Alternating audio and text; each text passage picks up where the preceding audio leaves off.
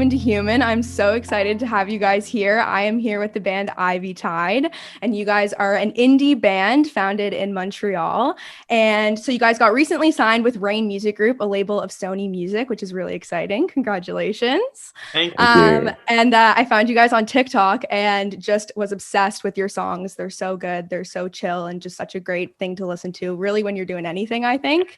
So I'm excited to have you here to ask you some questions. Did you guys want to each say your name and what part of the band, like what role you play? And if you want to start, Nathan, you can go ahead. Yeah, sure. Well, you just said it. My name is Nathan. So I'm the, I guess, lead singer. Also play a little bit of rhythm guitar in the band. I'm Jamie. I play guitar as well in the band. And I'm involved in the production of the music. My name's Kyle, and I play bass in the band. Sweet. Also awesome. Videographer over here. Yeah. I do a lot of the video work. It's a little passion I'm trying to build on. So cool. Oh, that's awesome. I love that. Yeah, for sure. I was watching some of your YouTube videos before we jumped on the call, and I love the video work. It's great. You have some really good like photos of the band too. You have some quality band pics. Yeah, well, we've done a lot of work with Montreal photographers. We've had an awesome selection too. We'll probably shout out some people, Sean, Grace. Yeah, people. For sure. Adam for sure. Adam, amazing. Yeah, film. Adam Nutby, film photos. So good. That's awesome. I think it's so important when because I made a TikTok recently that was shouting out some good guy bands that I really like that haven't blown up yet. And the key is having some good photos too. One of my friends has a band and I'm like, dude, you got to up your photo game. Like, come on. Yeah, visual is huge, especially now. I mean, you don't have as much of an opportunity to play for people, right? So like the visual aspect online is really what people get a first impression of. It's huge. Yeah, 100%. Okay, so first I kind of want to dive into how you guys found each other, how you became friends and started Ivytide. First of all, we're definitely not friends, so don't make me a No, these are the boys. Acquaintances. Big love. Acquaintances, sure. Yeah, it all started, so it was kind of like a random thing. I always like did music when I was growing up. Like I would sing it at home in the shower as most people do. But like I never like showed anyone except one friend in high school that I showed my music to. And he really pushed me to like go record it properly and do something about it. So he actually recommended I go to this small studio in the West Island in Montreal. And the studio was like, it wasn't something that you could find online or anything. They didn't have a website. It was just like, he knew it from someone he worked with. It was someone he worked with, like their brother, and they had a distant connection. So I just had like an address. So I set up a meeting, went to the studio, and it was this guy. This guy owned the studio. So that's how we first met. Yeah. And we worked on like a solo project. Like I had some songs that I wanted to record, like proper versions of them. So we recorded like an entire EP together. And then we just liked working together, and there was like some chemistry there.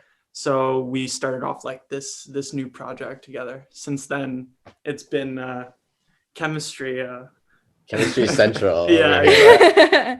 You just felt it as soon as you started making music together. You were like, oh, we vibe. This yeah. We had like the same musical tastes, and it was just easy to make songs together. For sure. Yeah.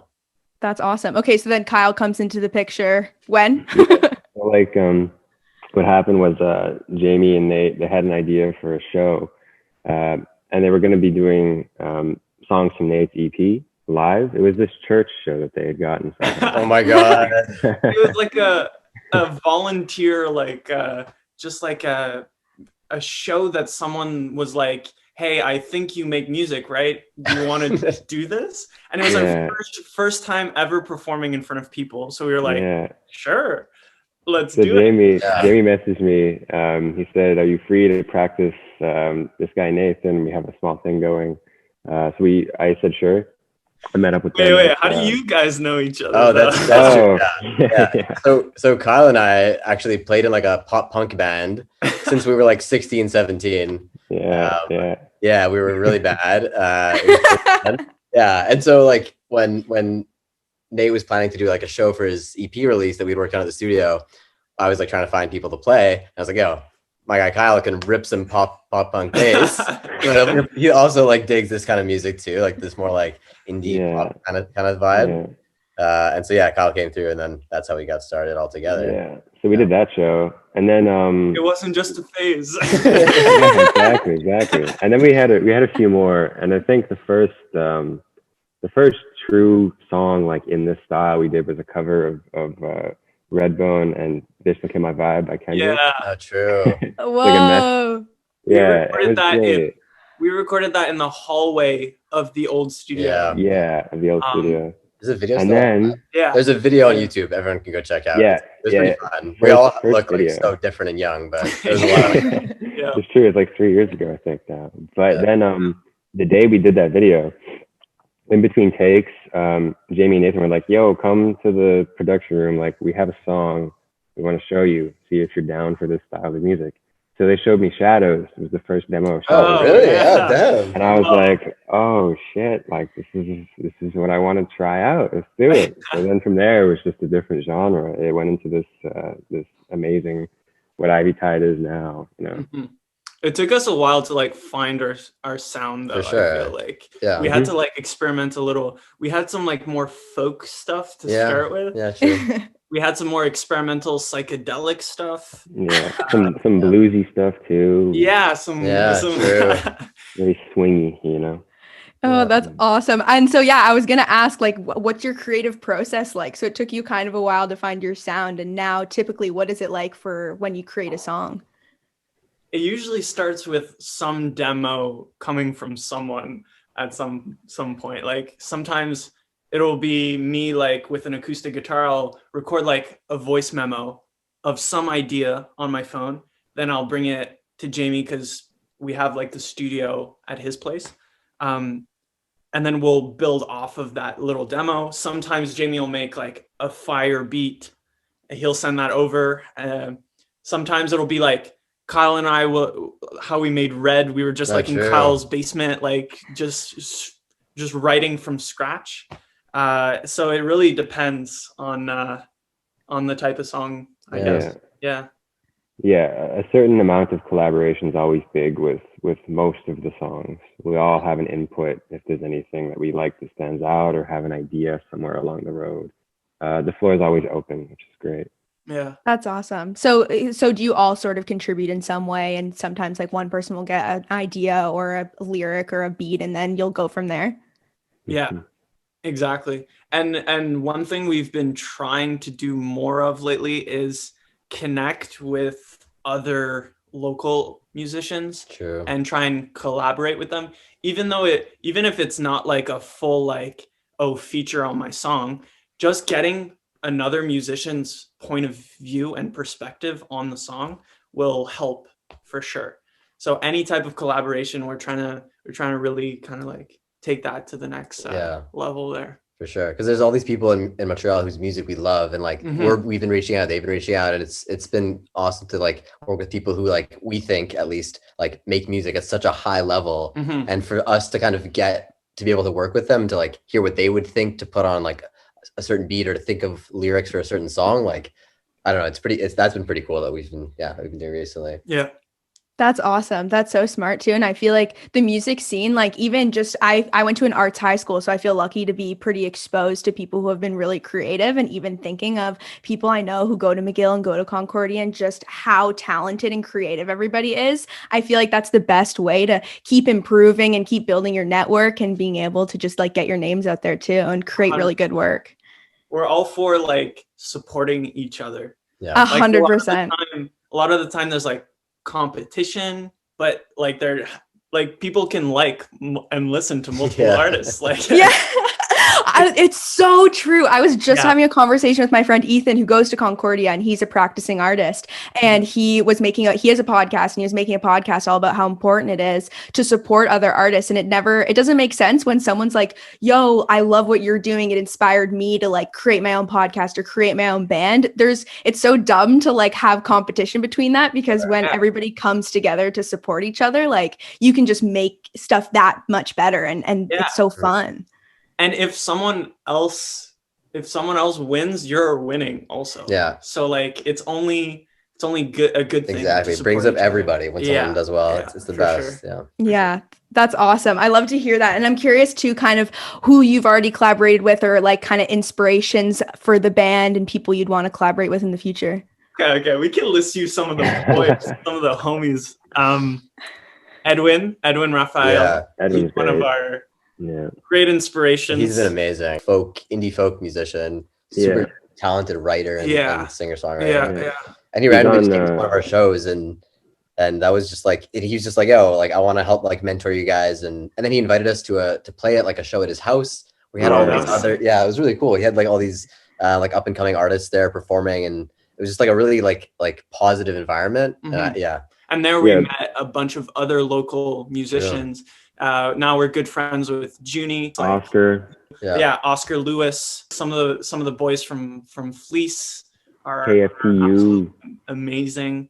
There's so many good like Montreal. Yeah, there really are. And there's still more that we would love to work with too. For sure. So that's amazing. I love that. That's so good to hear. And I love to give people some shout outs too, for sure. I'm curious, like when you're creating a song or you're working on some sort of music, what kind of challenges you run into, or what are the things that if you ever like struggle with something?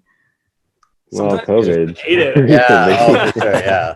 There's a lot of the times we'll like make something, we'll think it's like the best thing we ever made. And then we listen to it like the next day or like a few days after, and we're like, what were we thinking? This is garbage. Like this is trash. Or I think, a challenge that we've been able to overcome, because with that, sometimes we'll just like realize that maybe the song's not as good as we thought, or maybe we'll be able to work it out. But sometimes we'll start a song like in like, let's say more of like a darker kind of like vibe, and maybe it's a bit slower. And then kind of after working on it a bit, we're like, oh, maybe we should actually try it like faster and a bit more poppy. And so that's kind of like, I guess with like our like next upcoming song, that was one of the things we did with that. Mm-hmm. I also find what we tend to do, which kind of like is a challenge for us, is that we just listen to the song too much, that our like our perspective on the song is biased. It's totally biased by how many times we've listened to it. So we might not like it as much anymore because there's no like new kind of like this new Sure. It doesn't hit the same way it would if you heard it for the first time, you know? Yeah. So we don't know if anything's good anymore. You get to the point where you listen to it so much, you're like, I just can't even like hear what it sounds like anymore. I just don't even know. Exactly. Yeah. That's what happened with Text Me. True. Which brings in a huge bonus for the collaboration aspect too, because you have people that you value their opinions that come and listen to something you might be stale with, and they think, oh, this part's great, so like, why do you not like it anymore? You know? Yeah, 100%. Yeah, that makes so much sense. Yeah. That's crazy. It's like, I feel like that's so similar with so many things. Like I used to do photography, and once I would edit something for so long, I'd be like, I hate every part of it. I can't even look at it anymore. But and it's insane that like sometimes you'll make a song, you'll think it's incredible, you're obsessed, and then you give it a few days, you come back and you're like, oh, never mind. Like what was happening here? I feel like with that process, it just shows how much like space from it can be helpful when you like listen to it over and over and you're like, okay, we need to walk away and come back, and you can hear it differently. Yeah. One time we wrote we had a really, really cool chorus that for it was a demo. It was just a chorus. And we were like, okay, we need to make this a song. How are we going to make this a song? So we tried writing a verse. We tried adding like a bridge, all the other parts except the chorus. What ended up happening is we didn't use the chorus. So we used everything else except the chorus for that song. And you started it with the chorus? Oh, it's so true. Colin. Yeah, dude, that texting with Colin. That is crazy. Oh, man. So different. And it was for almost a year ago we had the chorus. And then we were like, oh, let's make a full song out of this, and we scrapped the original idea, but everything that was inspired from it was Yeah. That's crazy. I feel like it's so important then to be so adaptable in the process and let it take the course it needs to take, because I'm sure songs turn out completely different than probably how you expect at the beginning.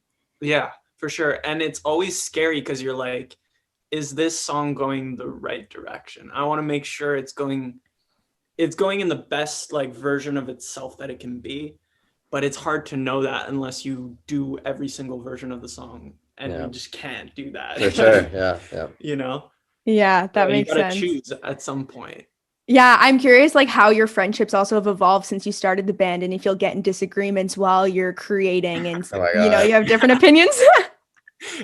Yeah, I feel like sometimes we end up like arguing over stuff, but I don't know. I think it's a good thing though. Yeah.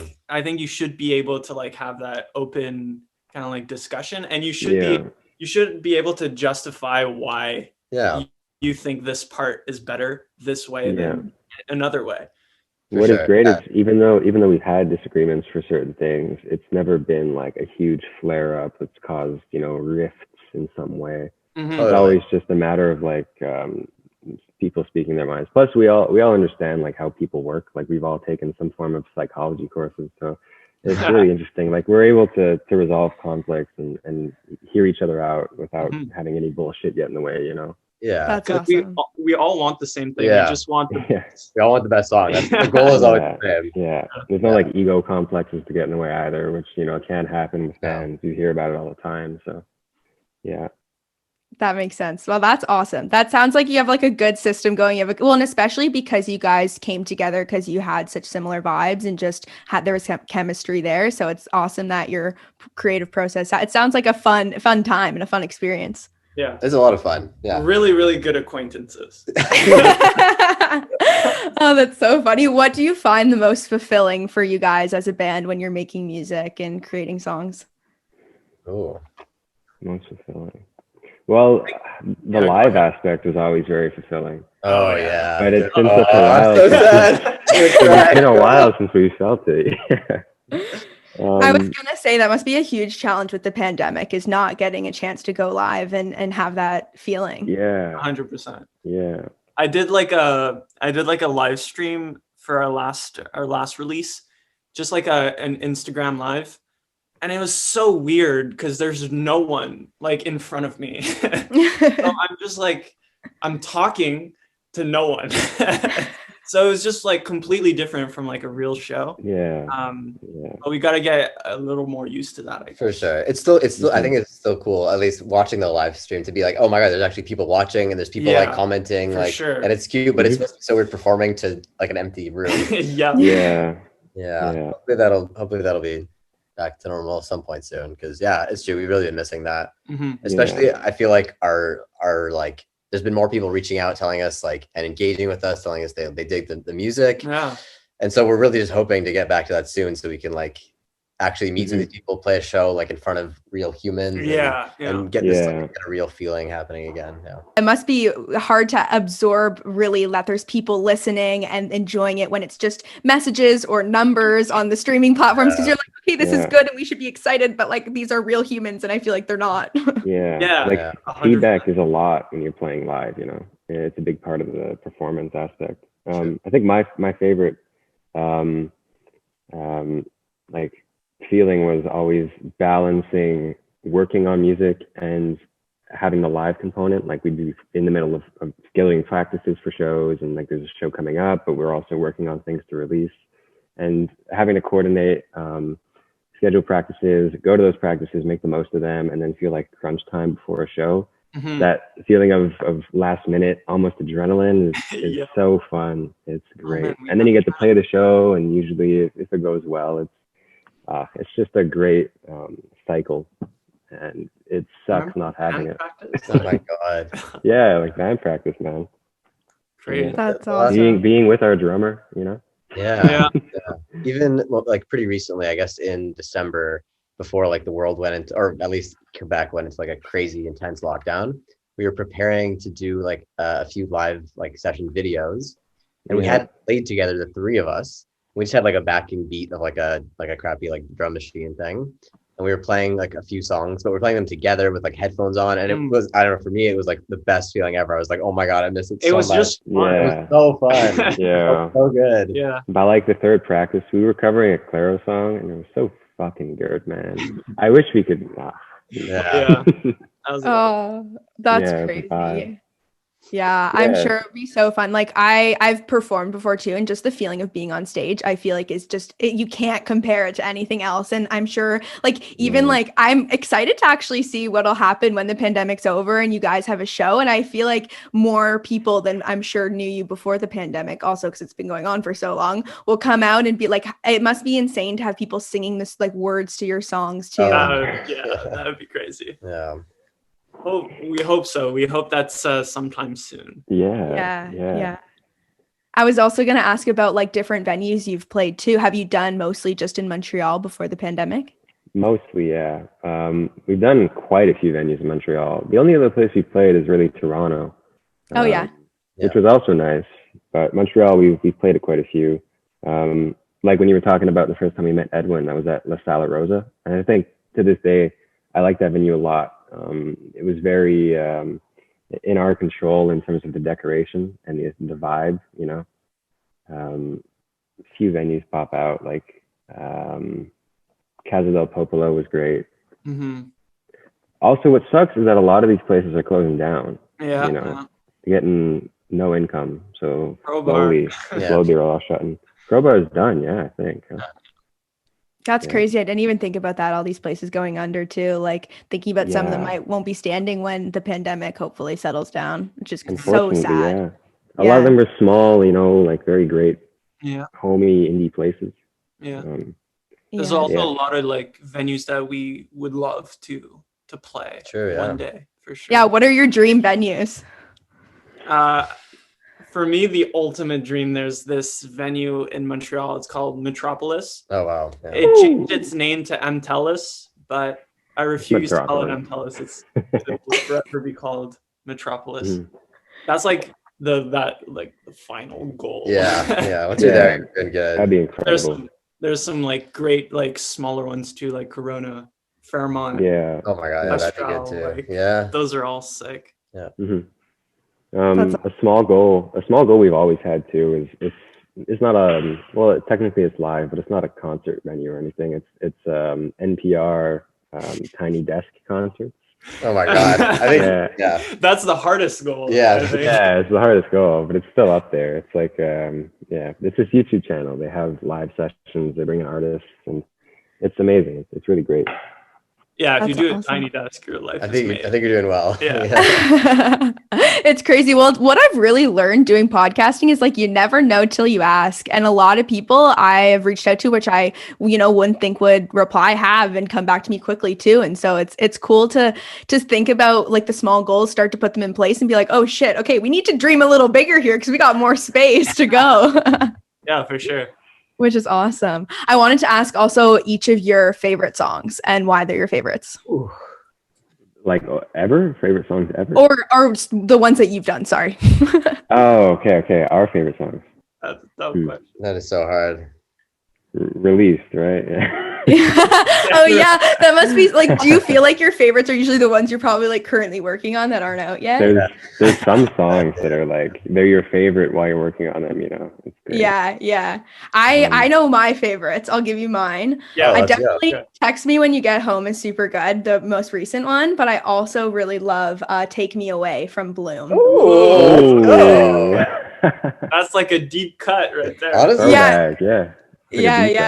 Yeah, and I feel like they're quite different. Like Take Me Away is like super acoustic and like mellow. I love like the riff off when you go off singing and stuff. But like Text Me When You Get Home, as soon as I heard it, I was like texting my best friends and was like, yo, listen to this song. And they were like, and then they added to their playlist and it's a good one. Thank you. That's great. I would they're all like so good, like so up there. Yeah. I really like West Side because it's just about like this Montreal West Island like place that all three of us grew up. And it's very like close to home. So it has that very like comforting personal almost. aspect to it. I'd say that's probably one of my favorites. Yeah, that's a really good. I like that one too. For me, Especially the way it kicks in. Yeah, true. For me, I usually end up like, because I'm mixing the songs, I'm like just listening to them over and over and over for like months, listening to like the vocal on a loop of like the verse. So I get to the point where I'm like, oh, this next song we're coming, like every newest song at a certain point, I'm like, oh, this is not good. I go like, at least I don't feel an attachment to it anymore. But then once it's out for a bit, I'm like, oh, this is a good song. Oh my God. So the older ones for me maybe are still like they, like I haven't listened to them in a while. So when I go back, it's like, oh, okay. I really like Late Nights. Oh yeah. That was a cool one. And I really like, I'm going to say the songs I haven't listened to as much. Sign Ridin' from this is the last song off of the RDP Pardon Our Distance. Wow. That song I really like. Deep, going really deep. But check those songs out, people, if you haven't. But yeah. Off of Bloom, What You Want is still such a banger to me. Oh, I like that one too. Yeah. On My Mind too was a great opener at shows. But my favorite, my favorite to this day is still Diving. Diving is absolutely incredible. I think lyrically, like Nate, great job. As you know, I wrote those lyrics. The delivery of them together. That's it's just so. Every time I listen to it, it's the most comforting song I think I've ever been a part of. You know. Yeah. Lyrically and emotionally, thematically, it's awesome. So. Yeah, definitely the most like emotional.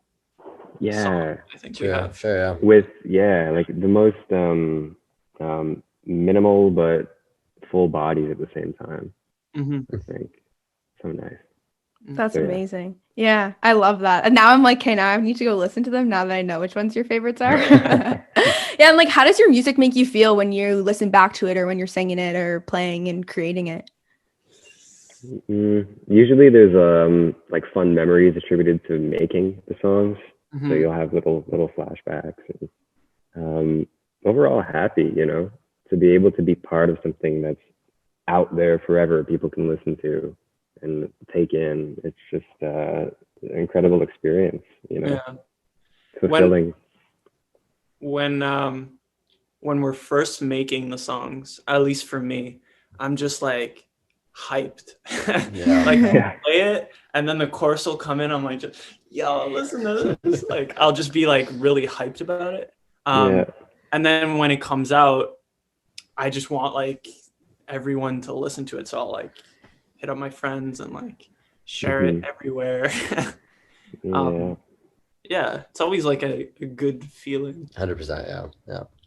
That's awesome. I love that. That's so fun. It sounds like just such a good like time, and you guys just have such a good like vibe as a band and as like individuals. So it seems like it makes so much sense to come together and create. Thank you. Wow, thank you. I also wanted to ask about like how are you promoting yourselves? I know TikTok has been like a really great way to kind of get your name out there. And what else have you been trying out? Luckily we got Spotify's been the nicest human beings to us, and they put us on like some pretty cool playlists, which is like a great way for us to reach new fans. For sure. So that's been really good, just gaining new listeners. Yeah. The cover of playlists too, that was a big highlight for us. Yeah, for incredible. Sure. We try and do some, every time we have like a big release, we try and do some like advertising for it in some way on all platforms, kind of like get it out there as much as possible. And yeah, we actually just started getting into TikTok. So we didn't know what was there until we actually just like tried it, and really happy to see how great of a source it can be for like upcoming musicians, Yeah, 100%. I found it's great. It's crazy. Like I'm like TikTok is helping so many people out just to like get themselves out there, which is awesome. And like it's such a great way to find really awesome music. I love that it's just an algorithm. Like anyone can just, if it's good, it'll do well. That'll pop off for sure. Yeah, that's great. Yeah, it just does it. It's like if you just keep posting, then eventually like one of them just gets out there, which is so cool. Mm-hmm. Yeah. So what are your biggest inspirations in terms of artists and bands and people that you guys have listened to now or growing up? Of my life. That's a good question. I've always been a massive fan of Clairo. That's a good one. Yeah. And that Frank. is a good one. Frank. Clairo and Frank. Yeah. For me. For sure. Yeah, those are two really good ones. I'm trying to think Versace. Versace is like the best artist of all time. So congratulations to him for that. Yeah. From Toronto. Yeah, let's go. Yeah. Oh, sweet. True. Yeah, Versace is excellent. I feel like he's like one of the new artists that's somehow making like music that I feel like I've never heard before. Oh man, it's like so creative, but also so like emotional, and he can do any genre and make it sound like either super hype or super emotional. Yeah. And really like tug at your heartstrings. That's like a really good one. Yeah. Yeah. Also SZA. I mean, she's releasing like a few singles here and there, but hopefully there's an album coming soon. She's the GOAT. Yeah. In studio a lot, we've listened to many songs by Woozy and Homeshake too. Still Woozy for sure. Inspiration. Yeah, for sure. Sweet. And I wanted to ask too before we go, how did you come up with the name Ivytide? Does it you that came up with it? Yeah. Was you and Adam? No? Me and Adam, yeah. Oh yeah. So it was actually because of Frank Ocean. Oh, true. So we really like Frank's songs, particular Ivy. And then we were like, how can we combine Ivy with something else so that it sounds good? And we were also like looking up like a bunch of names to make sure it wasn't already a band. So we ended up like Ivy Slide, Ivy Smile, Ivy Smile's Ride. my favorite name for our band. Ivory Tile. Ivy Smile. So just like a bunch of combinations, and then I ended up like saying like Ivytide like very like quickly, but didn't think twice about it until one of our friends Adam said, "Oh, yo, Ivytide, you never said that one before," and then we were just like Ivytide, and then we were kind of just picturing like this like wave of like ivy flowers, and like, it kind of described our sound like perfectly. Yeah. In the Bloom era, it was very floral aesthetic. Yeah, exactly. It was the mood. Yeah, delicate. Yeah, I feel like the name really matches well. I like it a lot. That's awesome. Thank you. So Kyle and I were chatting a bit before we started recording about, I asked if you guys are doing the band full time or if you are doing other stuff as well. And so he kind of talked me through what he's up to. I studied social work and HR. So now I'm working at a homeless shelter in Montreal doing intervention work. So kind of trying to marry social work, intervention work. It's really interesting. It's night shift, so it's a bit of a different change. But yeah, like I think all of us hope to one day be able to fuel our lives with the band work solely, to put all our energy into that. It would be amazing. Right now we're all juggling something, Yeah. What about you? And Jamie? Yeah, sure. I'm in grad school right now, studying psychology. So hopefully I'll be a psychologist one day, but I'm also doing like brain research, which I like. So that's what I'm doing for school right now. Yeah. Nice. I've been also in psychology. I'm finishing up my. What the hell? I'm in psychology too. That's so funny. No way. Yeah. Let's go. That's awesome. Oh my God, that's hilarious. Yeah, sorry, continue though. We open our own collective practice, the four of us. Yeah, here we go. Yeah, seriously, we'll do music and like counseling, therapy, psychologist work. Yeah. That's awesome. Perfect. Yeah, so I'm just finishing up my my undergrad right now, and then I'm gonna be applying to grad school also, and then I'm also working part time at a nonprofit organization. on the side. Okay, nice. Wow, that's awesome. That's so weird that we have all studied or currently studying psychology. Yeah. I wanted to ask about your dreams for the band. You guys want to hopefully be able to do it full time and be able to work on that, and that's like the dream. Yeah. I think like for us, for sure, one of the dreams that's maybe hopefully going to come soon is just playing more shows. But hopefully being able to maybe like a dream would be able to like being able to support someone across a tour. That would be really cool, like playing shows in other places, opening for someone that we really, whose music we really dig. I think back in the day, like my biggest hopes was to be able to travel and play music at some point in my life. And the farther we go into this project, the more possible that seems, especially now, like when restrictions start lifting, the possibility of traveling and playing and having people who already know of us and will receive us happily, I think is something I'm really looking forward to most, you know? Yeah. Those That's experiences. amazing. Yeah, I feel like it's cool the more you create and the more people find out about it, the more you can see how possible that is. Yeah. Did you each grow up taking any sort of like lessons in music, or was a lot of self-taught? Mix of both. I started guitar when I was in elementary school, and then I stopped lessons when I got into high school, I think it was. And then bass, it was just self-taught. One of our friends, Jamie, talked about it, had a punk rock band and they needed a bassist. I was like, well, I'll just learn. I'll try it. So that was self-taught. What was kind of cool for us is like I taught myself guitar through like YouTube tutorials and all that. So I don't have like a good musical like theory knowledge. But it's actually really cool because Jamie has a really, really good music theory knowledge. So it okay. We complement each other really well because I'll come up with like things that he wouldn't have never thought of because musically makes kind of no sense. But then he'll pick out like the best parts of that to make it make more sense. I feel like that's usually how we end up writing. Like they'll come with something and I'm like, how do you ever think of this? I would have never thought of that. It's crazy. Can we just change like this part slightly? And then I'm like, oh, this is nuts. I had like I took guitar lessons like when I was a kid, and then I stopped, and then I took them again for like a bit, and then a bunch of my friends all went to like jazz school like for music, and so they just like, I was like, oh my god, you guys are all insane and amazing. And they would like teach me a few things, and that was helpful for me at least to learn more of the theory stuff. It's really interesting. But I feel like it's important to have like to be just kind of fully openly creative without kind of feeling restricted at all. So I feel like that mix is super helpful for us.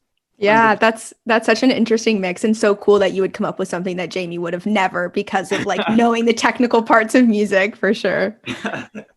That's hilarious. Good. What I It's nothing great. Yeah, I dig it. It's good.